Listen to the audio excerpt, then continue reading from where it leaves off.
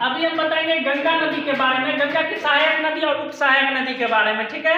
और गंगा किन किन नदियों से मिलकर बनी हुई है वो जानकारी भी अभी हम देंगे, तो बने रहो बोर्ड पे।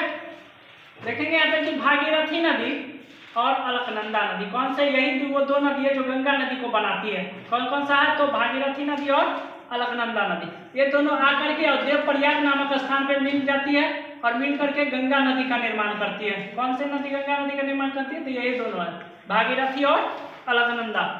गंगा नदी भारत की प्रमुख नदी बोलेंगे कि भारत की प्रमुख नदी, प्रमुख नदी में आ जाएगा ये गंगा नदी। और उसके बाद देखेंगे गंगा की सहायक नदी, तो सहायक नदी में ले लेंगे यमुना, रामगंगा, सरयू, गंडक, कोसी, महानदी और सोन नदी। ये जो 7 गो नदी का भी हम नाम बोले, ये गंगा की कैसी नदी है, तो सहायक नदी है, ठीक है, सहायता करती है।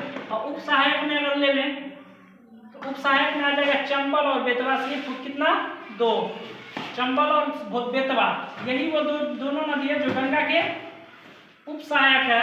ये दोनों नदी जो है गंगा नदी में मिलने से पहले ये यमुना नदी में मिल जाती है, ठीक है, और यमुना नदी जा करके कहाँ मिलती है, तो गंगा नदी में मिल जाती है, इसलिए ये उप सहायक नदी है, चंबल और बेतवा। अब बात करेंगे कि गंगा नदी भारत के कितने राज्यों से होकर निकलती है, तो कितने राज्यों से होकर निकलती है, तो यही वो राज्य है उत्तराखंड, उत्तर प्रदेश, बिहार और पश्चिम बंगाल, यही वो 4 राज्य जिससे होकर गंगा नदी बहती है, ठीक।